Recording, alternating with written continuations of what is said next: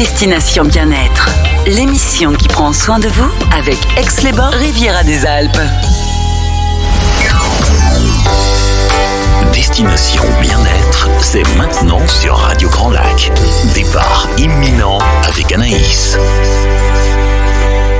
Bonjour à tous et à toutes, j'espère que vous allez bien ce mercredi, dernier mercredi de l'année pour votre émission Destination Bien-être.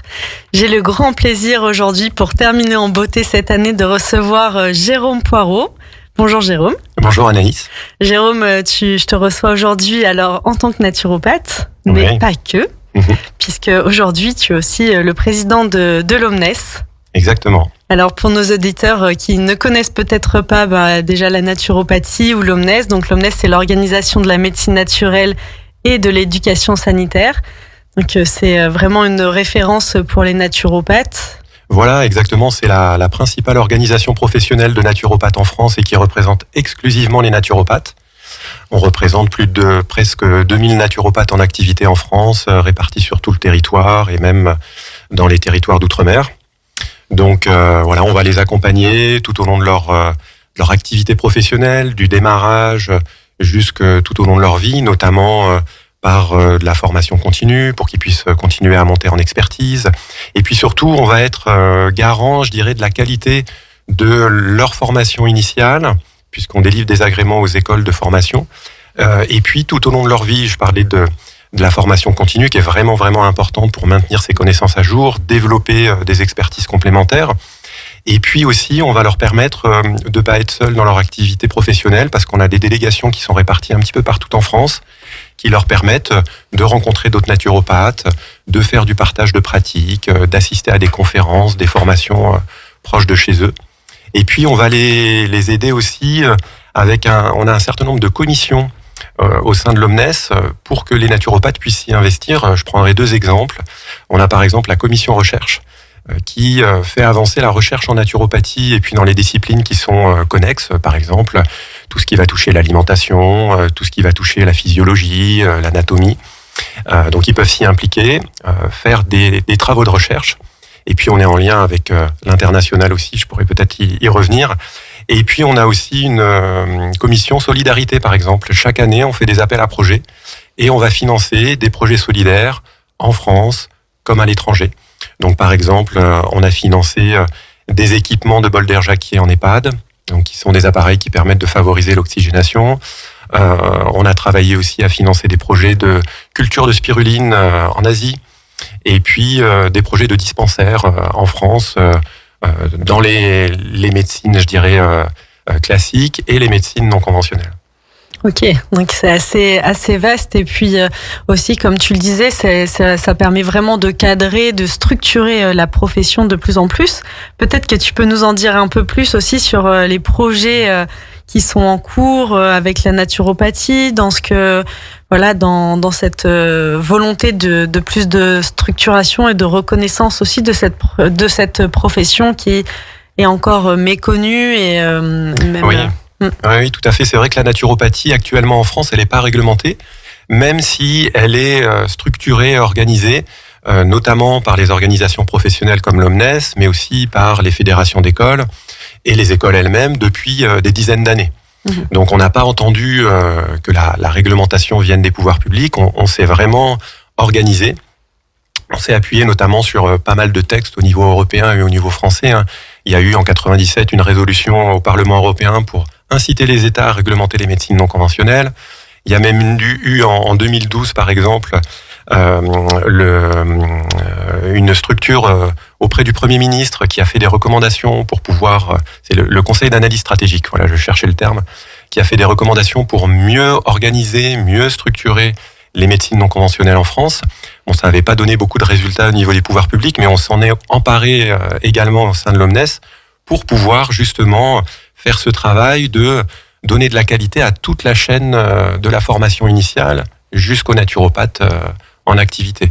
Et même pour le grand public, on aura peut-être l'occasion d'y revenir, mais le grand public peut parfois avoir des difficultés à se dire, voilà comment je sélectionne, comment je choisis un naturopathe qui va être bien formé, qui exerce avec une déontologie professionnelle, qui se forme en continu.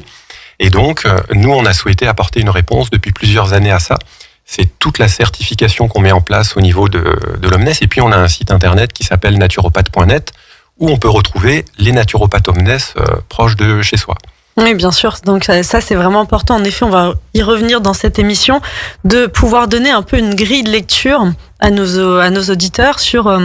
Aujourd'hui, en plus, voilà, ça a été un peu chahuté, comme on le disait tout à l'heure, hors antenne, chez les naturopathes ces derniers mois. Voilà, il y a eu beaucoup de choses qui sont venues remettre en question et questionner même la profession, sa reconnaissance, tout ça, et de donner les moyens aux personnes, aux consultants, de pouvoir choisir en connaissance de cause, voilà, que ce soit plus transparent, une meilleure transparence dans la qualité de service à laquelle ils peuvent prétendre et s'attendre en venant consulter un naturopathe.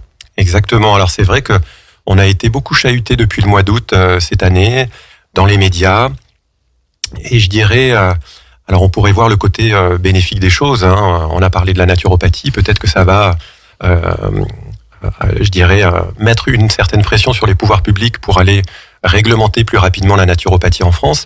Néanmoins, ce qu'on a pu voir dans les médias, ça a quand même témoigné, je pense, notamment parmi les journalistes, d'une très très grande méconnaissance de ce qu'était la naturopathie en France, de comment elle était organisée, de ce qu'elle faisait depuis très longtemps pour agir sur des choses qui sont vraiment importantes comme la prévention. C'est vraiment le cœur de métier des naturopathes, et ils ont un grand rôle à jouer dans cette activité qui est d'ailleurs dans les enjeux de santé publique en France, dans tous les plans de cadrage, on va dire, des ministres de la Santé. Et voilà, ça a montré cette vraie méconnaissance, la méconnaissance de la formation initiale des naturopathes, la méconnaissance des techniques utilisées par les naturopathes, de ce qu'ils faisaient, de ce qu'ils ne faisaient pas. Et un naturopathe n'est pas un médecin, n'est pas une profession de santé réglementée, mais par contre, il a un rôle d'éducateur de santé, il a un rôle d'agir dans ce qu'on appelle la vraie prévention primaire, c'est-à-dire avant que les soucis arrivent, et il va pouvoir accompagner, je dirais, à prendre soin de son capital santé. C'est vraiment, je dirais, le credo des naturopathes, c'est cet art de prendre soin de soi, d'être autonome dans son quotidien, dans son hygiène de vie, et d'être accompagné pour mieux prendre soin de soi par un rééquilibrage alimentaire, par une reprise d'activité physique, par mieux gérer ses émotions, son stress au quotidien, par être capable d'organiser ses rythmes de vie. Je suis actif la journée, je dors bien la nuit, de bien boire, de sélectionner les produits qu'il va mettre dans son assiette, voilà, pour vraiment avoir cet équilibre au quotidien qui est cette approche globale en fait que prône la naturopathie. On n'est pas simplement je dirais, un intestin qui va pas bien avec un transit accéléré ou ralenti. On n'est pas simplement un trouble de la peau qui va nous gratter sur le bras. On est une personne avec un corps physique, avec un fonctionnement physiologique, avec une pensée, avec une cognition. Un corps émotionnel. Voilà, on pourrait même aller jusque-là. Oui. Si on touche un petit peu les traditions, certaines traditions orientales, par exemple. Mais voilà, et c'est tout ça qu'il faut prendre en compte. On est vraiment une personne en entier. Et on pourrait même dire une personne entière dans tout son écosystème et dans son environnement, dans sa famille, dans son travail, dans l'environnement naturel qui est autour de nous. Donc tout ça, il faut le prendre en compte. C'est vraiment un écosystème et un accompagnement global. Et oui, c'est vraiment ça qu'est la naturopathie, et c'est le travail du naturopathe. Il y a aussi quelque chose que tu as évoqué là dans ce que tu dis. Il y a cette notion en effet de voilà, l'art de vivre, un peu de bien vivre, donc de donner les outils. Et je trouve aussi que le naturopathe, il est là pour accompagner, guider la personne à une meilleure connaissance de soi. Exactement. De connaître, ok, en fait, c'est ça le travail dans l'anamnèse. Il y a beaucoup de questions, ça fait un peu interrogatoire, oui, la parfois. première consultation. Ok, alors comment vous fonctionnez, vous, en tant que personne unique en face de moi, en étant le thérapeute, voilà, le naturopathe, il va vraiment questionner la personne pour après la guider sur voilà comment fonctionne la physiologie, comment fonctionne le corps, et lui donner du sens du sens, et c'est en ça que c'est aussi une médecine de prévention pour expliquer un peu comment fonctionne le corps, comment fonctionne l'interaction parfois du corps et de nos émotions pour une meilleure compréhension. Et là, on peut prendre en charge et parfois on peut faire là notre vrai travail de naturopathe qui est de la prévention. Donc nous, on est là pour, en effet, notre idéal, un peu comme le font les médecins chinois. C'est un médecin chinois, il est là, normalement, on va le voir quand on est en bonne santé. Exactement. C'est pas encore assez nos réflexes en Occident, mais nous, c'est ce qu'on souhaiterait aller dans cette vraie prévention. C'est en tant que praticien de santé, c'est ce côté-là de on vient en amont justement. Nous, quand vous êtes malade, c'est déjà un peu trop tard, c'est plus de notre ressort. Exactement. Oui, tout à fait.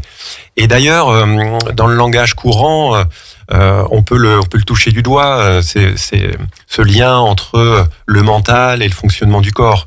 On dit souvent, par exemple, que notre système digestif, c'est notre deuxième cerveau. Je pense que quand on a dit ça, on a tout dit.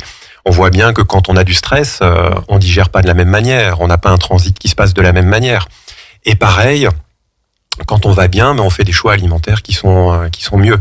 Donc, on a vraiment besoin de s'occuper de tous ces aspects-là qui font qu'on est une personne entière, tout un système, et pas simplement un organe isolé qui va avoir un déséquilibre. Donc on a vraiment ce rôle-là, et c'est l'accompagnement des naturopathes aussi à rendre autonomes les personnes. On n'est pas là pour créer une dépendance dans l'accompagnement, on est là pour leur donner les outils, les techniques, corriger leur hygiène de vie au quotidien pour que les personnes soient autonomes. Et on pourrait dire, quand un naturopathe ou une naturopathe a bien fait son travail, l'accompagnement, il est terminé. C'est ça. Après, ils peuvent voler de leurs propres ailes. Voilà, on pourrait dire ça exactement. Ouais. Donc, il y a vraiment cet aspect, en effet, donc dans l'Omnes, dans cette organisation, de structurer la profession. Et donc, c'est en ça que je voulais te faire intervenir aujourd'hui aussi pour donner au grand public déjà la connaissance de l'Omnes, parce que sans doute que c'est quelque chose de méconnu. Donc, comme ressources, lieux sur lesquels on peut aller. Alors, aussi bien, en tant que juste pour consulter un naturopathe, mais aussi, je pense, il y a eu beaucoup de demandes là depuis le confinement de personnes qui souhaitaient se réorienter ou que la formation de naturopathe intéressait. Et exactement. Comment faire ce choix ? Oui, effectivement, comme la naturopathie n'est pas réglementée par les pouvoirs publics en France, on peut trouver des écoles très sérieuses, et notamment, il y a plusieurs écoles qui ont un agrément Omnes. Ça veut dire qu'on va aller visiter les écoles, vérifier le contenu des formations, l'accompagnement pédagogique pour être certain qu'il y ait du sérieux. Et donc, on peut tout à fait utiliser ça comme ressource. On peut aller sur le site de l'Omnes, omnes.fr, où on va retrouver ces informations sur les écoles qui sont agréées Omnes et qui proposent des formations de qualité. Parce que c'est vrai, aujourd'hui, on peut voir, même j'ai déjà vu, ça m'avait horrifié, mais des formations sur des sites de vente en ligne à 70 €. Voilà le kit pour devenir naturopathe en un week-end. Donc ça, malheureusement, c'est catastrophique parce que ça met sur le marché des personnes, peut-être bien intentionnées au départ, mais qui vont être très mal formées et qui vont être justement représentatifs des rares cas très ponctuels de naturopathes, comme plein d'autres professions, qu'elles soient non conventionnelles ou conventionnelles, qui malheureusement peuvent faire sortir des personnes de leur parcours de soins, et ça c'est une catastrophe.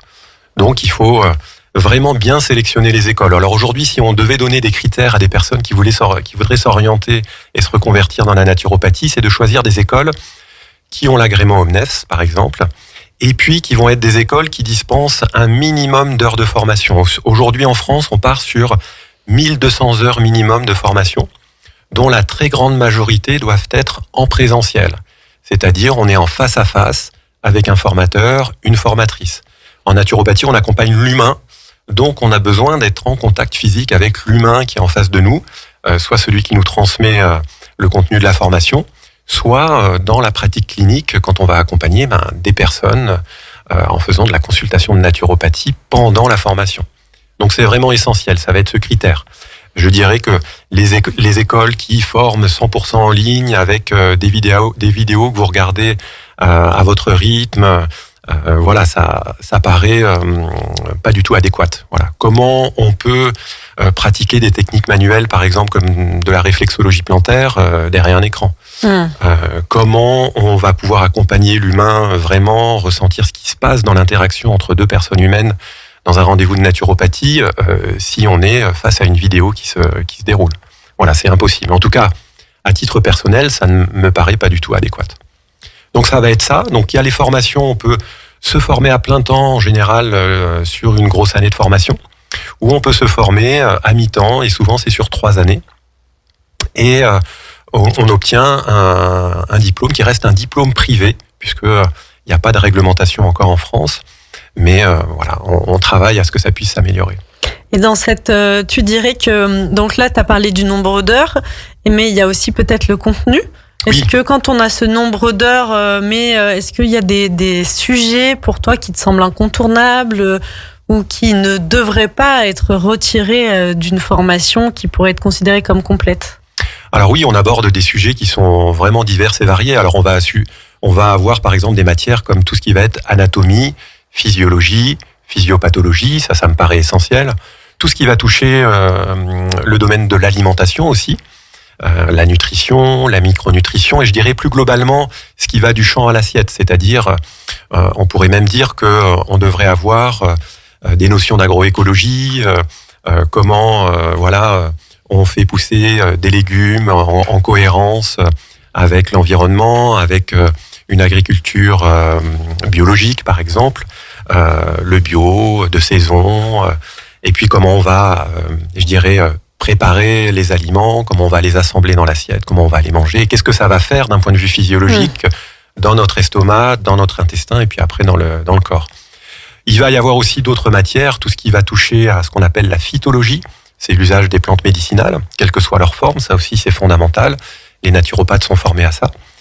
Des techniques manuelles, très souvent on retrouve donc la réflexologie plantaire qui est inclue dans les formations, des techniques aussi de relaxation, des techniques de massage bien-être, ça c'est des choses que l'on va retrouver, et puis d'autres techniques, par exemple des techniques liées aux exercices de respiration, des techniques liées à l'usage de l'eau, voilà, ce genre de choses, c'est quand même des incontournables de la formation en naturopathie aujourd'hui, et ça me paraît essentiel qu'on le retrouve. Oui, bien sûr. Merci Jérôme, on va faire une courte pause musicale, restez à l'écoute. Dans quelques instants, on va vous donner plus d'informations justement pour vous donner les clés un peu de comment choisir son naturopathe, la grille de lecture, et puis aussi vous donner des éléments, finalement comment un naturopathe peut m'aider aujourd'hui où j'en suis dans les différentes problématiques que je peux rencontrer dans mon quotidien. À tout de suite. Destination Bien-être, l'émission qui prend soin de vous avec Aix-les-Bains, Riviera des Alpes. Destination Bien-être, c'est maintenant sur Radio Grand Lac. Départ imminent avec Anaïs. Merci de toujours être à l'écoute sur Radio Grand Lac. Dans cette émission aujourd'hui, j'ai le plaisir de recevoir Jérôme Poirot, qui est naturopathe et président de l'Omnes. Donc, nous vous parlions un peu tout à l'heure de ce qu'est la naturopathie et puis de l'organisation, de la tournure aussi qui est en train de prendre cette profession, parce qu'on est quand même à un tournant, alors que peut-être encore pas très visible de l'extérieur. Mais il y a vraiment quelque chose au sein de la profession qui est en train de se passer pour une meilleure reconnaissance et aussi une place vraiment dans la prévention de santé, et puis être pris en considération comme des acteurs dans ce rôle de prévention. Donc accompagner vraiment de plus en plus de personnes dans cet état, maintenir l'état de bonne santé. Donc Jérôme, tu nous parlais, et c'était très intéressant de qu'est-ce qu'on doit regarder et dans une formation de naturopathe pour vraiment asseoir finalement une crédibilité et puis un socle solide pour accompagner les personnes que l'on reçoit après en cabinet. Et on parlait aussi de finalement en tant que personne qui voudrait consulter un naturopathe, où est-ce qu'on s'adresse, où est-ce qu'on regarde, et tu mentionnais donc l'Omnes qui référence les différentes écoles reconnues et certifiées par l'Omnes. Exactement. Il y a aussi un annuaire des praticiens. Voilà, il y a un annuaire des praticiens sur le site naturopathe.net où on peut retrouver tous les naturopathes qui sont adhérents et adhérentes de l'Omnes et donc qui ont eu un cursus de formation solide, qui s'engagent aussi sur une pratique très claire. Donc ils sont légalement installés, ils sont couverts par une assurance responsabilité civile professionnelle, ils ont souscrit à des contrats de médiation à la consommation qui sont obligatoires en France, et ils s'engagent dans une formation continue professionnelle qui est indispensable. Aujourd'hui, on ne peut pas rester tout seul dans son coin, il faut vraiment continuer à se former. Donc ça permet vraiment d'aller trouver des naturopathes correctement formés. Et justement, quand on rencontre un naturopathe ou qu'on en entend parler, comment on peut choisir, donc quelles pourraient être les grilles de lecture où on pourrait dire justement qu'est-ce que n'est pas un naturopathe ? Oui, tout à fait. Alors je dirais que premièrement, un naturopathe n'est pas médecin. Donc ça c'est vraiment fondamental. Un naturopathe va avoir une pratique qui va venir en complément de l'approche du médecin, je dirais, traitant, pour améliorer l'hygiène de vie de la personne, mais en aucun cas un naturopathe ne va prescrire un médicament, ne va modifier une prescription médicale, ne va interrompre un traitement. Ça, c'est fondamental. Donc, si jamais vous entendez un naturopathe ou toute autre personne dans le domaine des médecines non conventionnelles qui a ce discours, arrêtez ceci, sortez de votre parcours de soins, c'est un message qu'il faut fuir le plus vite possible. Et puis, un naturopathe, il va vraiment vous aider dans votre hygiène de vie au quotidien. Comment mieux manger, comment mieux bouger, comment mieux gérer son stress, comme on disait tout à l'heure. Donc, il ne va pas vous dire je soigne, je guéris tel trouble ou telle maladie. Voilà, c'est vraiment pas le rôle du naturopathe. Un naturopathe, c'est pas un magnétiseur aussi. Je pense que moi, j'ai eu beaucoup de personnes qui sont venues avec cette idée-là ou qui avaient vu un naturopathe, par exemple, dans une autre région et qui venaient pour un soin énergétique. Ça fait pas partie de... Exactement, Anaïs, c'est vraiment essentiel ce que vous avez dit, c'est que un naturopathe, il a dans sa boîte à outils 10 techniques naturopathiques, et c'est ça la naturopathie. On va y retrouver l'alimentation, la gestion du stress, la reprise d'une activité physique, l'usage de plantes médicinales, des techniques de respiration, des techniques manuelles. Voilà.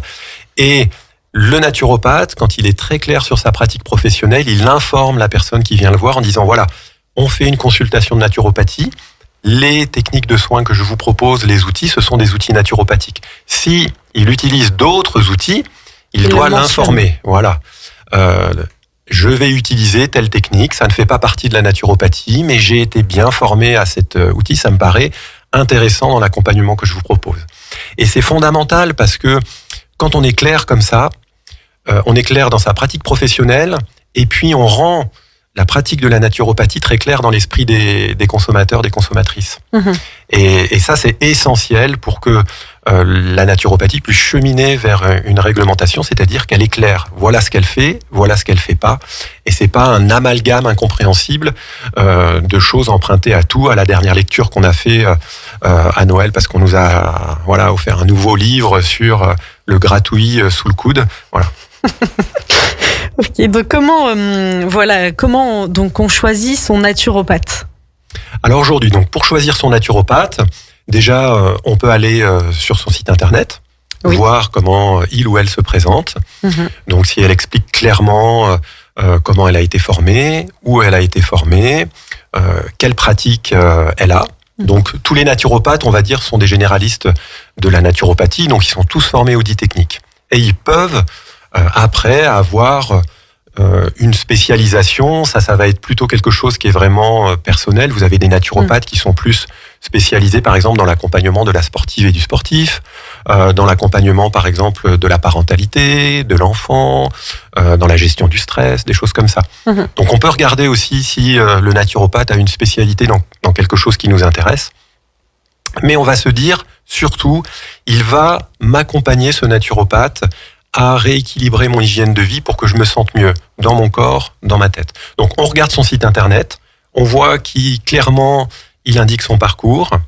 On peut regarder aussi s'il n'y a pas, je dirais, des messages de type allégation santé qui seraient un petit peu suspects. Si on voit que sur les articles du blog du site du naturopathe, il dit je vais guérir ceci, je vais soigner cela, fuyez-le tout de suite.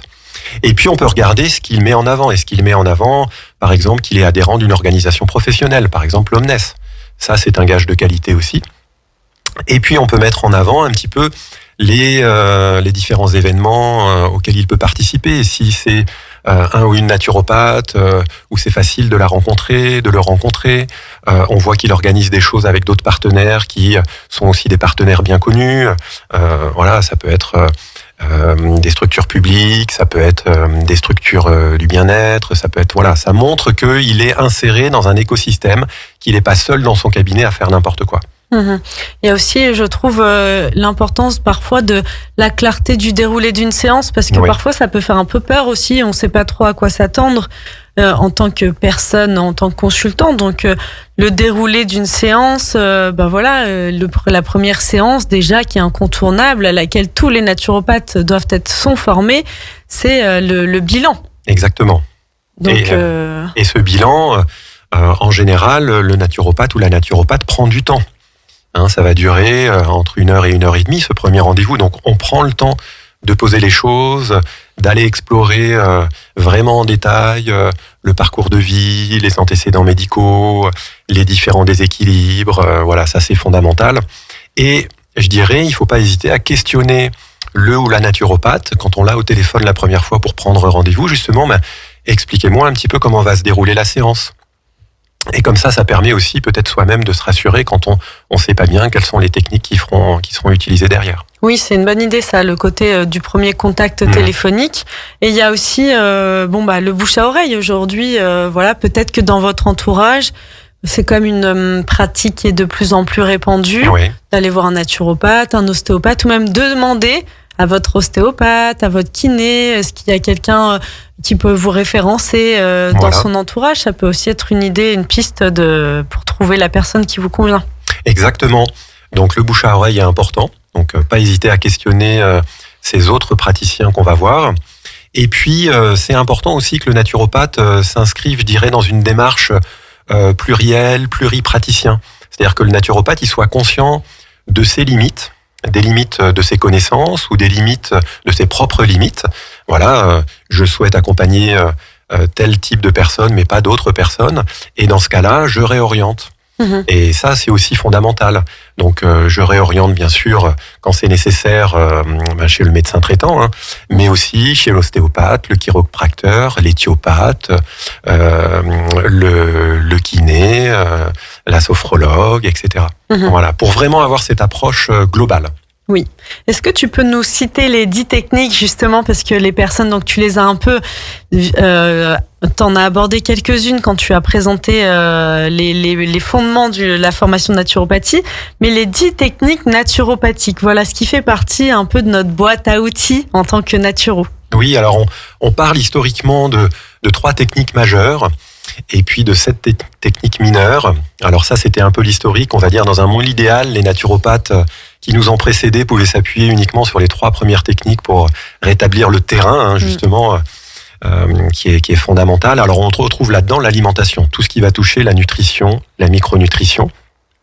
Donc ça, c'est fondamental. Ça peut même aller, comme je le disais, jusqu'à accompagner à faire ses courses, à préparer ses repas. Donc ça, c'est une des techniques majeures. On va avoir comme deuxième technique tout ce qui est lié au mouvement. Accompagner la reprise d'une activité physique, faire bouger la personne. On l'oublie souvent, mais la sédentarité, c'est un des facteurs de risque de plein de déséquilibres dans l'organisme. Donc, refaire bouger la personne, ça remet en mouvement tous les liquides corporels, le sang, la lymphe, le liquide intracellulaire, extracellulaire, ça fait bouger ce qu'on appelle les organes émonctoriels en naturopathie, donc le système digestif, les reins, etc. Et puis, on va avoir en 3e technique tout ce qui va être accompagnement à l'équilibre émotionnel. On appelle ça le psycho-émotionnel. Donc, on va retrouver des techniques de gestion du stress, principalement. Donc ça, c'est les techniques majeures. Et puis, dans les techniques, entre guillemets, mineures, on va retrouver l'usage des plantes médicinales, quelle que soit leur forme galénique. Ça peut être des huiles essentielles, comme des tisanes, comme des compléments alimentaires les plus récents. On va retrouver des techniques respiratoires, on appelle ça la pneumologie. Donc, c'est des exercices de respiration. C'est des choses aussi simples que respirer de manière abdominale, pratiquer la cohérence cardiaque. Mais ça peut être aussi utiliser certains appareils qui favorisent l'oxygénation. Comme tu nommais le bol d'air Jacquet. Par exemple, On va avoir aussi des techniques manuelles. Donc là, on retrouve dedans des techniques de massage bien-être. Et dans la partie manuelle aussi, les techniques réflexes. Donc très souvent, ce qui fait partie de la boîte à outils du naturopathe, c'est la réflexologie plantaire. Mais on peut retrouver l'auriculothérapie, on peut retrouver la sympathicothérapie dans le nez, on peut retrouver la réflexologie palmaire, faciale, etc. Ouais. Voilà. On va retrouver après des techniques qu'on appelle d'actinologie. En fait, c'est l'usage d'une partie du spectre électromagnétique, le spectre lumineux, pour produire des effets sur le fonctionnement du corps. Alors là, c'est des choses aussi simples que l'exposition au soleil pour stimuler la synthèse de la vitamine D, favoriser notre hormone du bonheur qui est la sérotonine. Mais on peut aller chercher aussi des équipements de luminothérapie, par exemple, là-dedans. Et oui, on en parle beaucoup en ce moment, je trouve, avec les lampes. Voilà. En pleine période, on rentre dans l'hiver. Là, clairement, on est moins exposé à la lumière et tout. Donc, la complémentation vitamine D, maintenant, elle est quand même largement répandue. Oui. On en parle beaucoup. C'est vraiment génial, je trouve. Et en effet, il y a ces petits appareils qui se vendent en pharmacie, là, de luminothérapie qui fonctionnent très bien. Oui, même on en trouve dans les magasins de bricolage ou dans différents magasins. Et c'est très, très utile pour ce qu'on appelle la dépression saisonnière. Voilà, l'été est fini, je rentre dans ma reprise de travail en septembre et je ne sais pas pourquoi, fin septembre, je me retrouve fatigué, déprimé mentalement et puis ça s'accélère au mois d'octobre. Et c'est vrai que la luminothérapie a démontré scientifiquement ses preuves. Il y a eu des études très très sérieuses dans plusieurs CHU en France sur la luminothérapie. Donc, et puis il faut savoir que la luminothérapie, on en retrouve dans certaines professions. Les sous-mariniers en France, les sous-marins sont équipés de cabines de luminothérapie. Pour le personnel navigant dans les avions, ils utilisent la luminothérapie aussi pour recaler leur rythme. Et puis tous les pays nordiques qui ont 6 mois d'obscurité, ça fait partie des politiques de santé publique de distribuer des lampes de luminothérapie pour réduire la dépression, les risques de suicide, les choses comme ça. Ouais, donc c'est vraiment, je trouve, quelque chose qui est facile à mettre en place et qui peut s'intégrer dans vos routines justement de prévention. Là, on est aussi dans quelque chose de préventive. Et c'est vraiment des choses que les auditeurs et auditrices pourraient mettre en pratique tout de suite. Parce que comme vous le citiez, c'est vrai qu'on trouve aujourd'hui pour 30, 40 euros des lampes de luminothérapie qu'on peut même emmener partout. Voilà, on commence sa journée, petit rituel. Je prends mon petit déjeuner, j'ai ma lampe de luminothérapie pendant 20 minutes à côté, où je vérifie mes mails au travail et voilà, j'ai ma lampe de luminothérapie et c'est super efficace. Efficace. Voilà, donc une autre des techniques naturopathiques. Voilà. Et puis après, on retrouve des techniques qui font partie toujours avec l'usage du spectre électromagnétique. On appelle ça des techniques de magnétologie. Alors, on va dire que classiquement, c'est le contact avec la nature. Donc, quand je suis en contact avec l'élément naturel, je suis en contact avec l'énergie que peuvent diffuser ces éléments naturels, au sens où je suis dans un milieu vivant, moi être vivant dans un milieu vivant, et je vais pouvoir être en contact de cet élément naturel, bénéficier par exemple de toutes les substances chimiques émises par les plantes qui m'entourent. Voilà, je pense que peut-être certains auditeurs ou auditrices ont déjà pu expérimenter. Quand je me balade dans une forêt de pins des Landes, j'en sors pas comme j'y étais entré. Donc on a souvent un regain d'énergie et ça, c'est lié à toutes les molécules qu'on va respirer. Et oui, nous on le vit beaucoup ici avec la montagne. Voilà, exactement. En fait, on est un peu plus loin des Landes. Voilà, mais on parle de l'air de la montagne. Et oui. La montagne, ça vous gagne. Mais qui est pleine de vertus, justement, aussi à ce niveau-là. Et puis, quand on monte, il y a le froid. Alors, cette notion de contact du corps au froid, là, nous, en naturopathie, on parle beaucoup d'aguerrissement par le froid, voilà. Mais, tout simplement d'être dehors, en fait, aussi, dans forcément la lumière et tout, qui est une lumière naturelle et pas de synthèse. Voilà, même s'il n'y a pas le soleil que l'on peut voir, on est quand même en présence, de l'énergie du soleil au travers des nuages, c'est vraiment important. Et puis, vous parliez d'aguerrissement, et c'est vrai que c'est important. Le corps, il a besoin d'être soumis à des variations dans son environnement, et pas d'être tout le temps sous la climatisation ou sous le chauffage. Et quand je vais à l'extérieur, quand je suis en montagne, quand il fait froid, ça active des mécanismes qui vont permettre au corps de s'aguerrir, et donc de mieux lutter. C'est comme un effet de stress, en fait. Ça va lui mettre un effet de stress, et donc il va renforcer ses défenses, renforcer son système immunitaire, renforcer sa capacité à s'équilibrer. Et oui, d'ailleurs, tout à l'heure, on évoquait les pays nordiques, justement.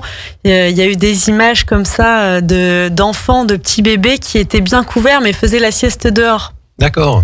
Et justement, donc ils sont couverts dans leur landau, mais ils sont exposés quand même au froid. Et il y a cette notion d'aguerrissement, en fait, une certaine forme d'exposition en ayant les organes vitaux bien couverts, mais pour stimuler justement les défenses immunitaires. Exactement, et je sais qu'il y a plusieurs associations qui organisent tout au long de l'hiver des bains froids dans le lac d'Aix-les-Bains. Oui. Donc tout à fait. Oui. Et là aussi, c'est une manière d'aguerrir le corps. Exactement, il y a de plus en plus de personnes, de professionnels qui sont bien formés là autour du lac d'Aix-les-Bains. Même Annecy s'est répandu, voilà, pour accompagner, parce que ça demande, et ça je tiens à le préciser, ici aussi un vrai accompagnement, parce que il y a des techniques respiratoires à adopter.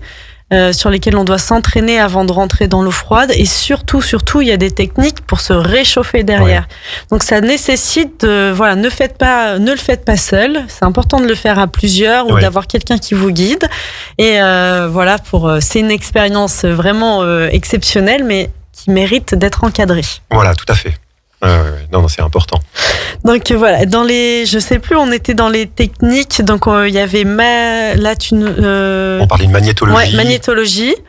Et est-ce qu'on a fait le tour d'un petit peu toutes les techniques? Oui, je pense qu'on a dû toutes les citer. Toutes les citer. Bon, merci. On va faire une courte pause musicale et on revient dans un instant, donc pour vous en dire encore un peu plus sur la naturopathie. À tout de suite.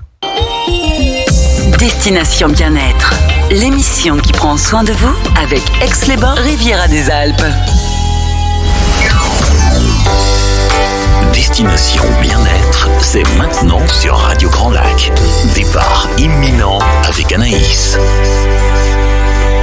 Vous êtes toujours en direct sur Radio Grand Lac. Merci de toujours être à l'écoute. Aujourd'hui, j'avais le plaisir de recevoir Jérôme Poirot, naturopathe, mais aussi président de l'Omnes. Donc, Jérôme, tu nous as parlé, de la naturopathie, de comment choisir son naturopathe. On a aussi évoqué la formation de naturopathie, et puis on a fait un peu le tour, l'état des lieux de la naturopathie aujourd'hui en France.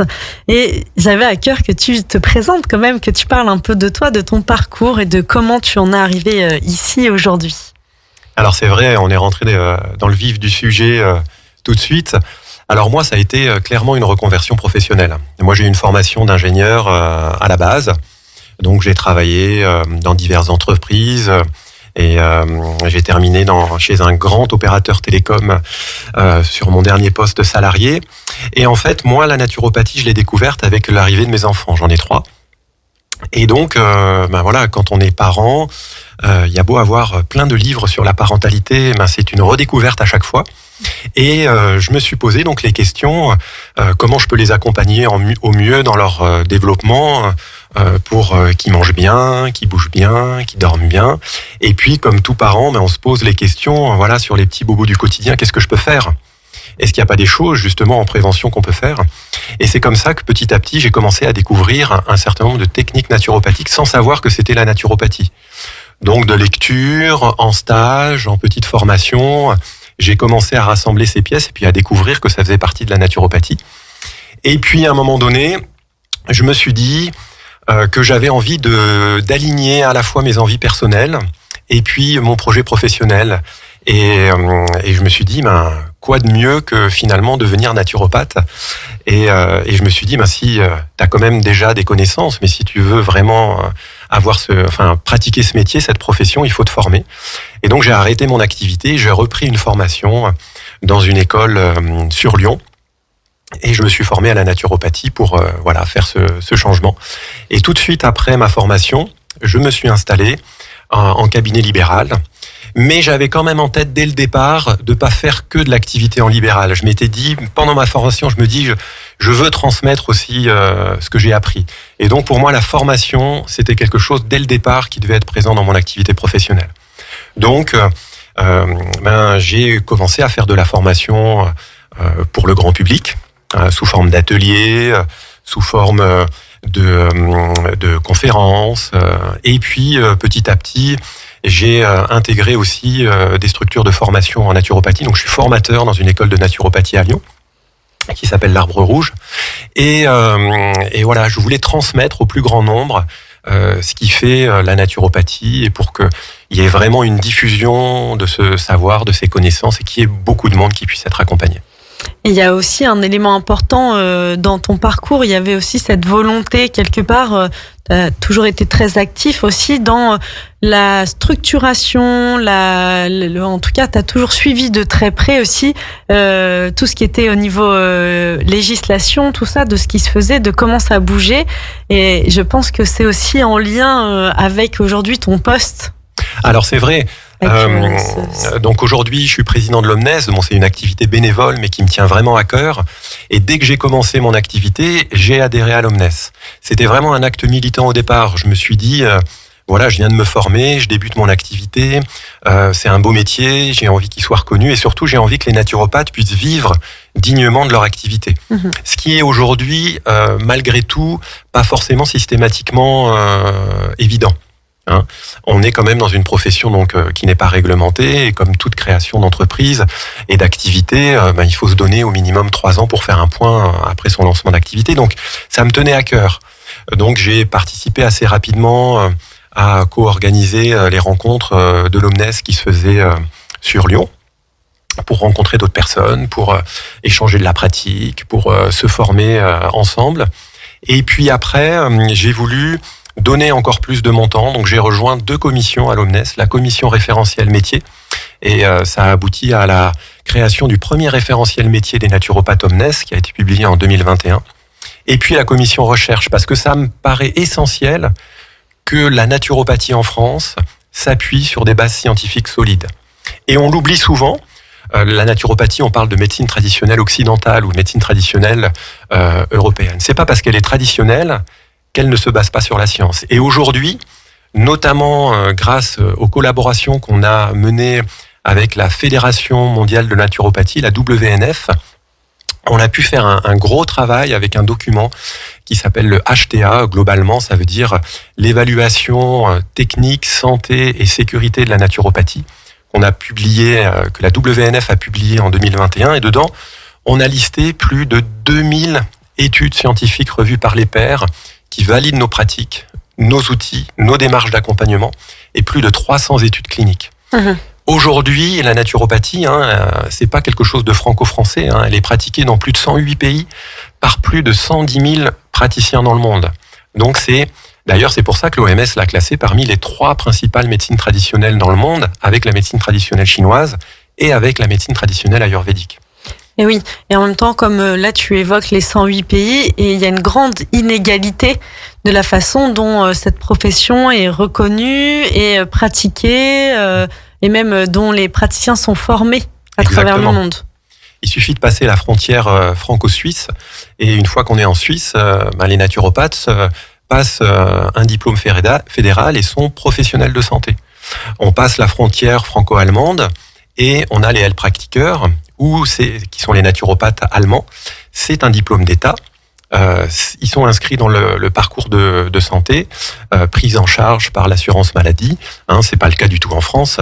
Et je pense que c'est pas demain la veille que ça sera le cas en France. On a de plus en plus de mutuelles qui prennent en charge la naturopathie. Oui. Donc finalement, on est entouré de beaucoup de pays qui sont bien plus avancés que la France en termes de réglementation. Et ça me paraît essentiel que la France accélère sur ce sujet, ne serait-ce que pour la sécurité des consommateurs et des consommatrices. Complètement, oui. De restructurer, de donner un guide et de mettre une structure comme l'ont fait les ostéopathes, par exemple. C'est pas si vieux finalement. 2012, oui. Donc c'est pas si ancien que ça. Et ça a vraiment eu cet effet aussi d'aujourd'hui. On va, je pense, voir un ostéopathe avec beaucoup plus de sérénité qu'en effet dans les années 2000. Oui, exactement. Et c'est pour ça d'ailleurs qu'on a lancé un processus de normalisation de la naturopathie en France et des formations. Donc c'est quelque chose sur lequel on communique pas encore beaucoup, mais sur lequel on travaille. C'est un peu la partie immergée de l'iceberg. Mais on a beaucoup d'actions de ce côté-là, en coordination avec les écoles de naturopathie, avec les fédérations d'écoles de naturopathie. Donc ça, c'est fondamental. Et quand tu parles de normalisation, pour les personnes qui nous écoutent, quel impact ça aura sur la profession et qu'est-ce que ça veut dire concrètement ? Alors concrètement, ça voudra dire que on va écrire noir sur blanc ce qu'est un naturopathe, ce qu'il fait, ce qu'il ne fait pas et comment il doit être formé. Et ça permettra, je dirais, au pouvoir public, à toutes les parties prenantes, je dirais, des médecines conventionnelles et non conventionnelles, de savoir vraiment où se situe la naturopathie et que fait le naturopathe. D'accord. Et concrètement, sur les personnes qui sont installées en tant que naturo ou autres, ça pourrait avoir quel impact ? Alors au départ, ça va pas avoir beaucoup d'impact, sauf bien évidemment s'ils ont envie de se faire certifier naturopathe normalisé. Mais au départ, ça n'aura pas d'impact sur eux. C'est plutôt au niveau formation, au niveau dialogue avec les pouvoirs publics. Les organisations professionnelles et les fédérations d'écoles ne sont pas des organismes isolés. On travaille ensemble et on travaille avec tous les pouvoirs publics. Que ça soit la répression des fraudes, que ça soit le ministère de la Santé. Donc, c'est pas des choses isolées. Et ça permettra, entre tous ces acteurs, de bien clarifier les choses. Donc de parler avec un langage commun finalement. Exactement. La naturopathie c'est ça, et quand on sort de ce cadre-là, on ne parle plus de naturopathie. Exactement. Donc on parle tous avec un langage commun et on peut se référer là, pourquoi pas même légiférer d'une certaine manière sur la pratique. Voilà, c'est comme quand on achète une voiture aujourd'hui, on a des normes de pollution, on a des normes de sécurité, donc on a, je dirais, un certain sérieux et une certaine confiance. Et donc, ce projet de normalisation, c'est pour apporter plus de confiance, plus de sérieux, notamment en premier sur les consommateurs, consommatrices qui vont chez des naturopathes. Alors, j'utilise ce terme-là sans qu'il soit péjoratif, mais parce que c'est le terme qu'on peut utiliser. Oui, parce qu'on n'est pas une profession de la santé, donc on n'a pas le droit de dire, d'utiliser le mot. C'est pas vraiment qu'on n'a pas le droit, mais c'est pour bien faire la différence. Bien sûr. Et donc toi, dans ton parcours aujourd'hui de naturopathe, tu as un cabinet, tu nous as pas cité le lieu de ton cabinet. Oui, alors je suis à Francheville, c'est une commune qui est juste à côté de Lyon, qui touche Lyon. Donc, je dirais, mes semaines sont partagées entre mon activité au cabinet, mon activité de formation en école de naturopathie. Je fais un peu de formation en entreprise aussi, pour accompagner sur le bien-être en entreprise, la gestion du stress, la réduction des risques psychosociaux. Et puis, mon activité de bénévole à l'Omnes en tant que président. Là aussi, je suis pas tout seul, Il y a un conseil d'administration, il y a un bureau, il y a une équipe salariée, et puis il y a les bénévoles dans les commissions, et puis tous les adhérents et adhérentes qui sont là pour faire fonctionner l'Omnes. Donc, moi, je suis qu'un tout petit rouage qui donne de son temps et qui a envie de contribuer.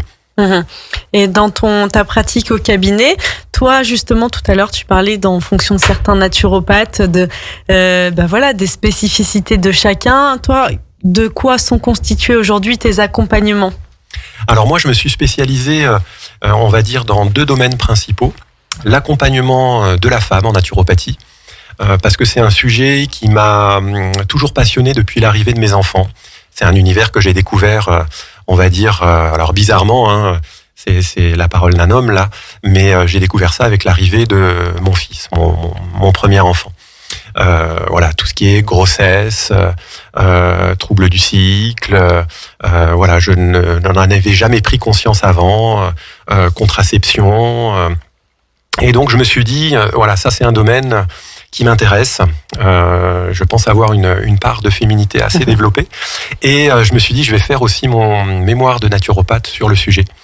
Et donc, je vais accompagner des femmes, des couples sur ces aspects-là. Donc, ça va, je dirais, de ce qui se passe au moment de la puberté jusqu'à qu'est-ce qui peut se passer pendant le cycle, les troubles du cycle. Donc, ça peut être des problématiques de syndrome prémenstruel, par exemple, pour n'en citer qu'un. Mais aussi sur les projets d'enfants, comment on prépare un projet d'enfant, sur l'accompagnement en plus de ce que peuvent faire bien sûr les sages-femmes, les médecins, l'arrivée de l'enfant, le postpartum, l'alimentation de l'enfant, ce type de sujet. Et puis sur d'autres problématiques, là on sort du cycle, mais ça va être la fin du cycle, donc la préménopause, la ménopause, post-ménopause. Il y a aussi beaucoup de choses à faire dans ce domaine-là pour accompagner l'équilibre de vie. Et oui, parce que c'est intéressant là. Tu vas me lancer sur un sujet que j'adore, mais on dit quand même, et ça c'est important de le dire, je trouve que la ménopause, ça se prépare 7 ans avant. Oui. Et je trouve que ça redonne du pouvoir aux femmes on n'est pas obligé de le subir. Et que l'hygiène de vie, tout ce que vous allez faire en amont dans votre vie, va créer les conditions pour vivre cette période de façon le mieux possible en fait, parce qu'on n'est pas obligé de la subir, comme c'est pas physiologique d'avoir des douleurs pendant ces règles, c'est pas physiologique d'être dans la souffrance au moment de la ménopause. Exactement, la ménopause c'est pas une maladie, et donc c'est quelque chose qui peut tout à fait se préparer correctement, et puis s'accompagner en naturopathie. Donc, là, en termes au niveau de l'alimentation, de la gestion du stress, de l'activité physique, de l'hydratation, il y a plein de choses qu'on peut faire. Et bien évidemment, les plantes médicinales peuvent aussi aider et soulager cette période-là. Donc l'accompagnement de la femme, c'est quelque chose qui m'a toujours tenu à cœur. Et puis tout ce qui va être lié à la gestion du stress. Voilà. Et là, les 2 années qu'on vient de passer ont augmenté la dose de stress chez tous les Français et Françaises. Et là, moi, j'ai vu des personnes que j'accompagnais qui étaient en pleine forme, changer du jour au lendemain suite à ces situations-là. Et donc là, il y a aussi beaucoup de choses à faire pour accompagner l'équilibre de la vie. Oui, bien sûr. Ouais. Et là, on rentre aussi dans un stress qui est dur aussi. Il y a quelque chose qui s'est étendu dans le temps et où les effets sur la santé là peuvent se faire ressentir. Exactement. Et puis se rajoutent les événements géopolitiques dans le monde actuel, qui peuvent rajouter une couche. Et je dirais même, on parle maintenant d'éco-anxiété aussi, et notamment sur les jeunes générations, l'inaction politique sur le climat par exemple qui va générer un stress. Donc voilà, tout ça il faut le prendre en compte et il y a beaucoup de choses à faire aussi là-dessus. Et c'est important d'avoir une approche pluridisciplinaire. Les naturopathes sont pas les seuls à accompagner ça, et quand on est à plusieurs, on est souvent plus fort. Bien sûr. Oui, d'avoir plusieurs angles de travail et de développement pour accompagner et vivre au mieux, traverser au mieux ces périodes de stress. Exactement. Merci beaucoup. C'était un plaisir de t'avoir derrière le micro. Donc, on peut te retrouver, Jérôme, peut-être sur ton site. Oui, jérômepoirot.fr. Et puis, vous pourrez retrouver tous les naturopathes Omnes sur le site naturopathe.net. Et puis, toutes les informations sur le fonctionnement de l'Omnes, les écoles agréées sur le site omnes.fr. Donc, il ne faut pas hésiter. L'Omnes est à votre service là-dessus. Merci beaucoup. Je te dis à très bientôt. Merci, à bientôt. Je vous souhaite à tous une très belle fin d'année. De profiter au mieux de ces fêtes de fin d'année. Et moi, je vous dis en 2023. Retrouvez également votre radio préférée, Radio Grand Lac, sur radiograndlac.com et sur les réseaux sociaux.